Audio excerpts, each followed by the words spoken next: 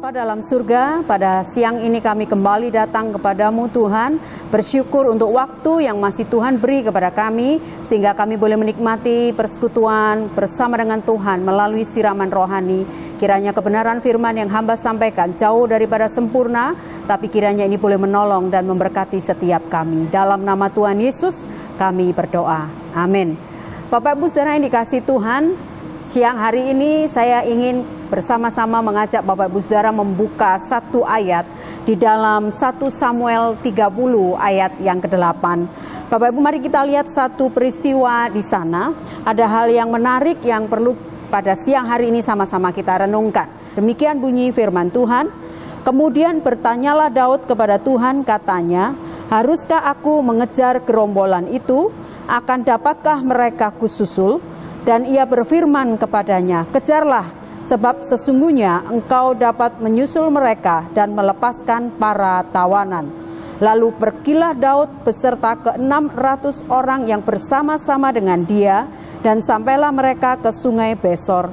Sementara orang-orang yang mau tinggal di belakang berhenti di sana. Maka Daud melanjutkan pengejarannya itu beserta 400 orang. 200 orang yang terlalu lelah untuk menyeberangi sungai Besor itu berhenti di sana. Sekali lagi kita lihat ayat yang ke-8. Kemudian bertanyalah Daud kepada Tuhan, katanya, haruskah aku mengejar gerombolan itu? Akan dapatkah mereka kususul?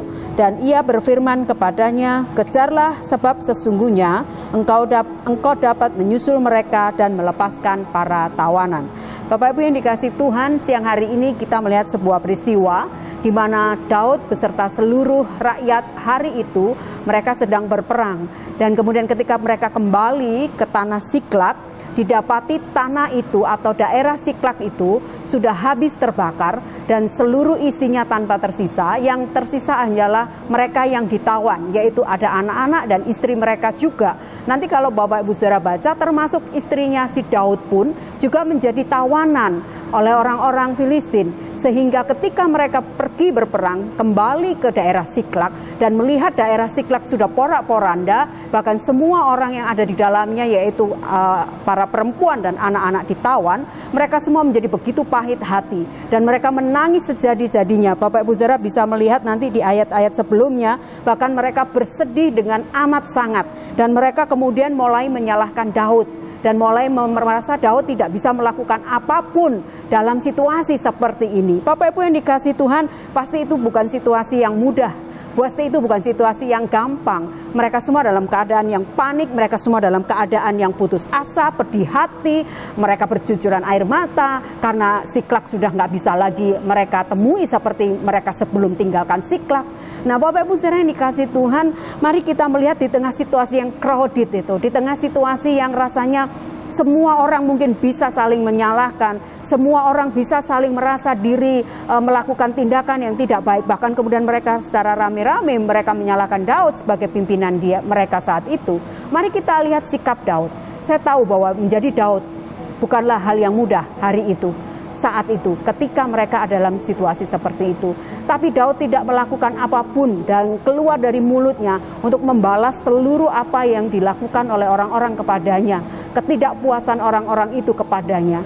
Daud tidak marah dan Daud juga tidak berusaha untuk membela dirinya di tengah situasi seperti itu, Bapak Ibu.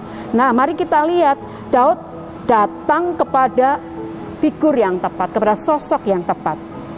Ketika ayat 8 tadi kita baca, kemudian bertanyalah Daud kepada siapa? Kepada Tuhan, Bapak Ibu.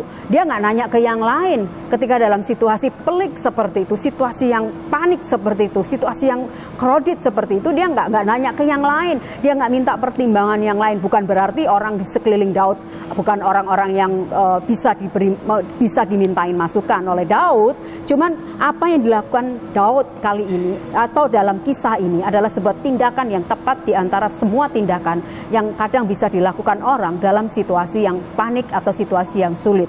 Daud datang kepada Tuhan dan kemudian nanya, haruskah aku mengejar gerombolan itu? Gerombolan itu adalah orang-orang yang sudah membakar habis kota Siklag dan juga yang menawan atau yang sedang menahan perempuan dan anak-anak dari mereka. Bapak Ibu Saudara yang dikasihi Tuhan, Daud nanya, Daud pengen tahu apa yang Tuhan mau sih dalam situasi kayak begini. Daud give up mungkin. Daud kalau nyelesain sendiri bisa jadi salah. Maka Daud gak salah kalau nanya sama Tuhan di tengah. Saya tahu jadi Daud hari itu tidak mudah. Nah Bapak Ibu, kemudian kita lihat akhirnya dia nanya dan kemudian Tuhan berfirman, kejarlah kata Tuhan. Sebab sesungguhnya engkau dapat menyusul mereka dan melepaskan para tawanan. Jadi ketika Tuhan udah bilang pergi kejar karena kamu pasti menang melawan mereka, maka Daud baru berangkat Bapak Ibu. Daud berani melakukan action berikutnya ketika Tuhan sudah mengizinkan apa yang harus Daud lakukan di tengah segala macam hal yang saat itu sedang dihadapi Daud. Bapak Ibu yang dikasihi Tuhan, seberapa sering sih kita berdoa seperti Daud? Berapa banyak kali kita gegabah dalam usaha menyelamatkan situasi, menyelamatkan kondisi kita di tengah kepanikan dan hal-hal yang mungkin nggak pernah kita bayangkan. Tapi seberapa banyak kita berani melakukan doa-doa seperti yang Daud lakukan kepada Tuhan. Kita nanya terlebih dahulu di tengah situasi kita yang begitu panik dan begitu membutuhkan keputusan yang bijak sehingga tidak merugikan banyak orang dan juga tentunya diri sendiri. Maka kemudian Daud mengambil langkah yang saya kira ini boleh jadi inspirasi. Sekali lagi teladan iman buat setiap kita. Bapak Ibu, bukankah dalam hidup kita juga kadang kita mengalami, mungkin memang masalahnya tidak seperti yang Daud alami, tapi mungkin kita mengalami situasi-situasi yang membuat kita mungkin pedih hati dan juga mungkin orang-orang di sekeliling kita jadi bertanya kepada kita dan kemudian mulai menyalahkan kita dan lain sebagainya, dan sehingga kita nggak tahu harus cari way out yang seperti apa.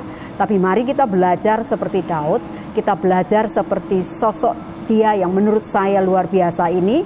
Dia di tengah situasi yang sangat mendesak itu, dia tidak lari kemana-mana, tapi dia lari kepada Tuhan dan kemudian dia bertanya, Tuhan, haruskah aku seperti ini, seperti itu? Dia ngajak Tuhan bertukar pikiran, Tuhan, haruskah aku melakukan ini? Kalau Tuhan bilang enggak, saya yakin pasti Daud akan berhenti dan Daud menanti jawaban Tuhan yang lain untuk tindakan yang akan diambil dalam situasi yang saat itu. Tapi hari itu Tuhan berkata, kejarlah, maka engkau akan mendapatkan mereka dan engkau dapat melepaskan mereka semua yang ditawan oleh gerombolan itu.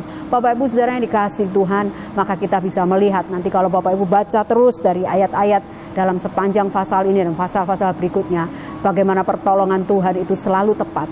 Sebab memang Daud selalu datang kepada sosok yang tepat, yaitu Tuhan sendiri yang tahu persis apa yang harus dilakukan oleh Daud. Karena kalau Daud sendiri pasti akan menemui kegagalan. Tapi karena Daud selalu nanya kepada figur yang tepat, kepada sosok yang tepat yaitu Tuhan, maka dia tidak pernah menjadi salah. Kalau toh salah, Daud juga orang yang bersedia untuk ditegur dan dinasehati. Bapak Ibu, kita belajar siang hari ini dari kisah Daud ketika dia kembali ke Siklag. Dan satu hal, poin penting adalah bertanyalah kepada Tuhan. Sekalipun mungkin kalau kasus Daud Tuhan langsung jawab, tapi mungkin ada hal-hal yang sampai hari ini juga belum Tuhan jawab. Nantikan saja, gak ada cara lain kecuali kita menantikan itu. Mari datang kepada sosok yang tepat itu, yaitu Tuhan kita Yesus Kristus. Apapun yang hari-hari ini sedang menjadi persoalan Bapak Ibu Saudara, yang mungkin begitu mendesak, begitu memahitkan hati, begitu menuntut kita untuk segera melakukan tindakan yang tepat. Mari bersama-sama kita datang kepada Tuhan. Datanglah kepada Tuhan Allah yang hidup itu. Tuhan Yesus memberkati Bapak Ibu Saudara sekalian. Mari kita berdoa. Bapak, terima kasih untuk siang ini. Terima kasih untuk kesempatan kami mendengar renungan singkat. Kiranya ini jadi berkat. Pengalaman Daud bersama dengan seluruh orang-orang di Siklag, bersama dengan seluruh mereka yang kembali ke Siklag, dan mereka mendapati situasi yang tidak seperti mereka bayangkan. Tapi kami melihat Daud orang yang luar biasa, memberi iman, teladan dan inspirasi buat kami. Daud tidak bertanya kemana-mana di tengah situasi yang tidak baik itu, dia tanya kepada Engkau. Maka tolong kami semua supaya kami pun juga dalam seluruh situasi apapun yang kami hadapi, kami tetap selalu bertanya kepada Tuhan, supaya langkah yang kami ambil itu sesuai dengan apa yang Tuhan mau. Terima kasih Tuhan, berkati seluruh mereka siang hari ini dimanapun yang mendengarkan siraman rohani, melihat siraman rohani. Berkat Tuhan turun mengalir atas setiap mereka. Dalam nama Tuhan Yesus kami berdoa. Amin.